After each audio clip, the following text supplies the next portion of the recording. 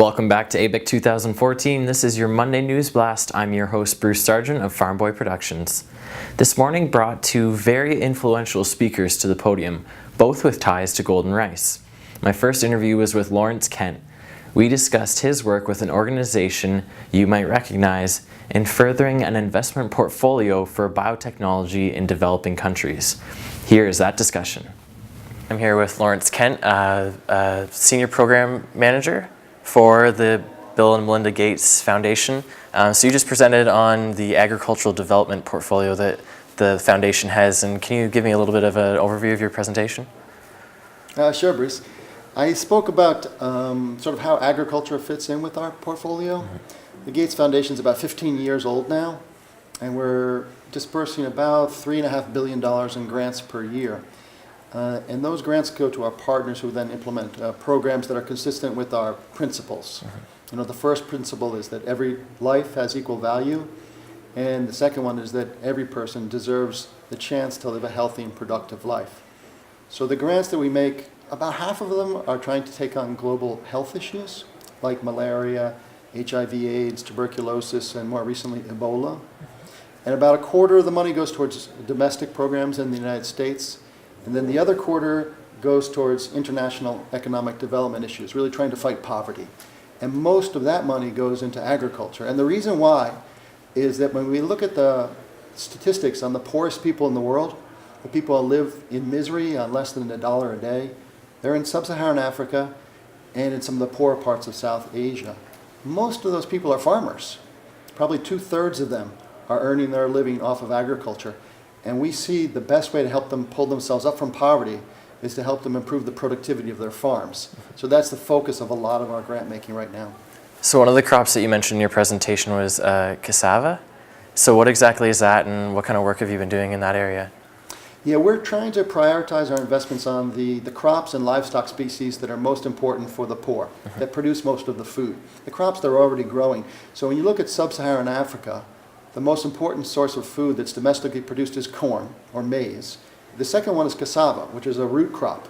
We know it in North America as tapioca, but it's a very important source of calories in sub-Saharan Africa.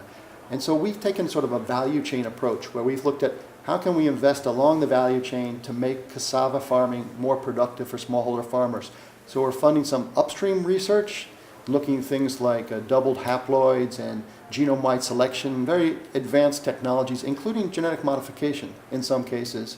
We're doing some more applied research with breeding, with seed systems, extension, deployment, linking smallholder farmers to more processing opportunities and market opportunities. We've made a series of investments along that value chain. We're going to continue to make investments in that area. The overall goal is to increase the productivity of cassava farming, to help people improve their food security and their incomes so they can pull themselves up from poverty. Something else that you mentioned in your presentation that I thought was really interesting is you're from Washington, and there's the referendum on GMO labeling, and I wondered if you could share just what you say to the people in Washington when it comes to voting for GMO. Oh, well, I can't say much about that because as a charitable foundation, we don't get involved in any type of lobbying.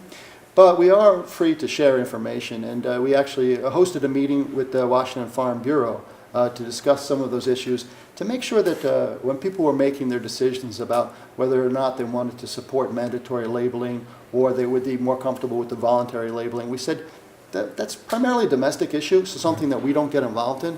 However, it does have bleed-over effects to our work in sub-Saharan Africa. Yeah. And we're trying to make biotechnologies available to smallholder farmers in sub-Saharan Africa. We'd like them to have their governments to have that choice. We'd like to have farmers to have those choice.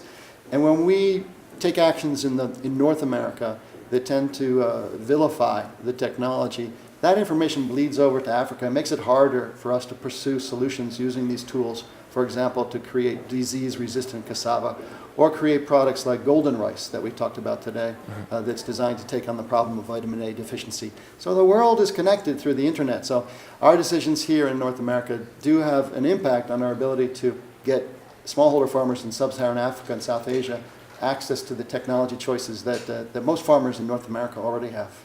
Okay, great. Plenty of food for thought. Thanks for sitting down with us. You're welcome, Bruce. Thanks for the opportunity. My second interview was with a gentleman who has spent more than a decade developing and seeking approval for golden rice. a food capable of saving over 1 million lives a year. Here is my interview with Ingo P. I'm sitting here with Ingo P., the chairman of the Humanitarian Golden Rice Board.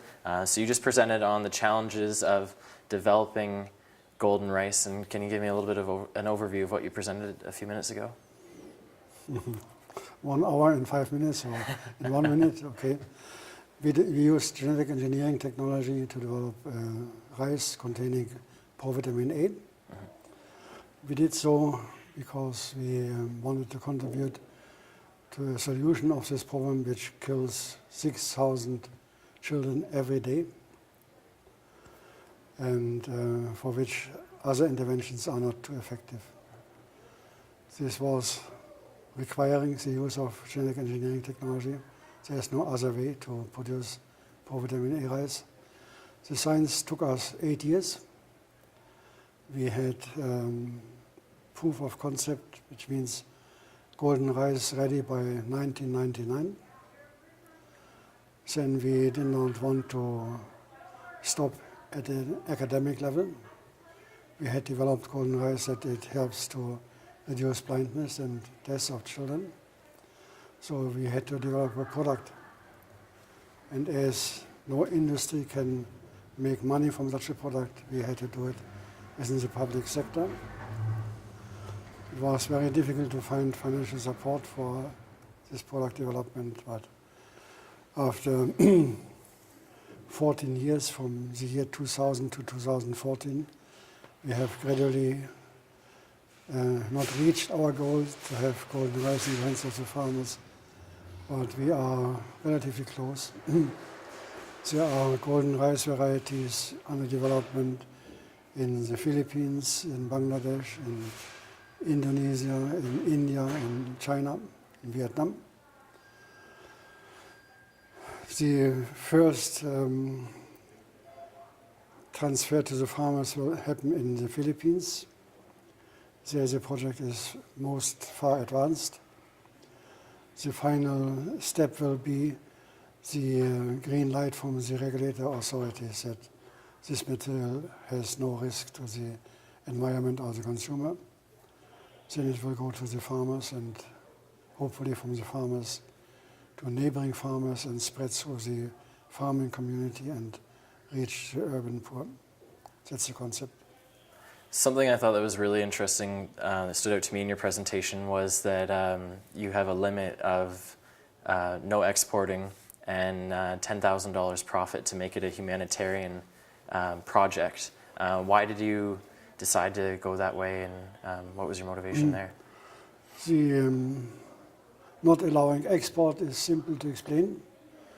We want that golden rice is used to reduce vitamin A malnutrition in developing countries.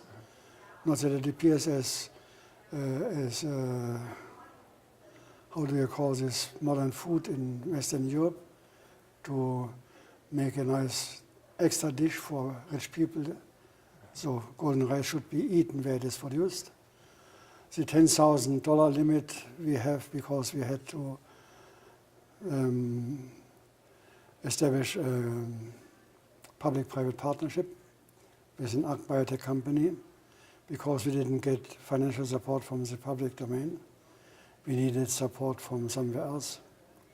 And this ABIC company is Syngenta, which agreed with our conditions that all what Syngenta would develop for their commercial purposes would also be available to the humanitarian project. But we had to find a definition what is humanitarian, what is commercial, because Syngenta works for commercial, we work for humanitarian, and after many discussions we ended up at a financial limit of 10,000, which is safely including all subsistence farmers around the world and urban poor anyhow, and local traders. So that's why we have this limit. And then from that, the farmers get access to the seed for free, is what the plan is? The farmers get access to the trade for free. Yeah. The golden rice seed will not be more expensive than not golden rice. just an end to, that's to eliminate the dependency, right, with the other overshadows from other GMO products. So from a personal level then, how does it feel to almost be there, I guess? Almost ready to release? I hope I will still be alive when it's so far. But I'm sure it's a great feeling that the day that you got that picture of that it was plausible. It will be a great feeling when it is in the hands of the farmers. Because that's the motivation, I guess. That's considerable motivation to survive. Okay, well, thank you very much for sitting down with me. It was great to talk to you. You're welcome. Thanks for watching this News Blast. Tune in later to hear about the connection between biotechnology and the livestock industry.